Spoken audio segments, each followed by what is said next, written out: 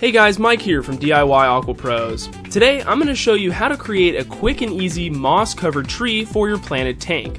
All you need to start this build is some driftwood. I'm choosing to use manzanita wood because it's got some good tree-like features, and since this thing isn't waterlogged quite yet, I know it's only going to take about a week of being underwater to fully sink. Now you're also going to need some filter sponge, any kind will do, some scissors to cut that sponge, some super glue. I like to use the gel kind just because I find it makes things a little bit easier, and last you're going to need some moss. I'm choosing to use Christmas moss for this example, but you can also use Java moss or any other kind you have available. Everything I use in this project can be found in the links that I've put down in the description just in case you want to make your own.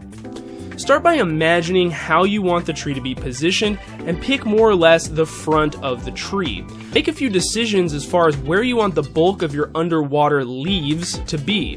Then just work the sponges you have into place. I like to use a couple big chunks here up at the top to simulate more of a canopy, as well as a few down here on lower parts just to fill things out. Next, you may want to round off the sponges to give them a more natural shape and get more of an organic look to your tree.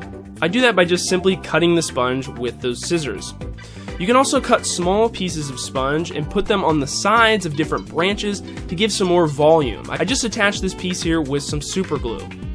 My piece isn't going to make the best looking tree as it is, so I grab a random twig from some other piece of manzanita and fit it into this lower sponge.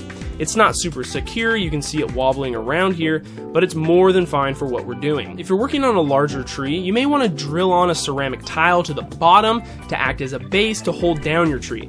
Again, I'm not doing that in this example just because this piece is really small.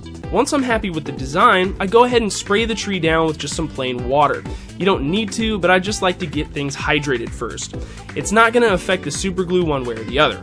Working on a big tree can take a long time, so having a spray bottle nearby is pretty handy for keeping your moss damp and happy. Now it's time to start adding the moss. Grab some small pieces that aren't too thick and gently begin gluing them into place. This is where you can see the gel super glue really helps. I just make my way around the sponge and cover most of the areas that can be seen from the front of the tree. This will help make the most of your moss, especially if you don't have a ton to work with. Adding moss to the back parts is only necessary if you have it available. If not, it's all good. Just work on getting most of the visible areas covered. You'll notice that some of the glue shows through on the thinner parts and it doesn't look very great, but don't worry, this doesn't mean that you did anything wrong. It'll be invisible in no time once your moss starts growing. Once you get things mostly covered or you run out of moss, whichever comes first, you're all done.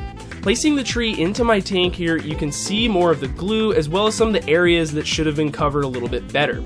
It's not a big deal at all, as in a few weeks you won't be able to see any of it. I'll be making a part 2 of this video, which you'll be able to find right here, as well as in the description, that will show the tree approximately 1 month later so you can see how things turned out. I'll talk about maintenance, keeping algae off this thing, and some other topics related to moss. Hey, thanks for watching guys. Don't forget to subscribe and check out DIYAquapros.com for more DIY projects, aquarium science videos, fish and plant profiles, and product reviews. We'll see you next time.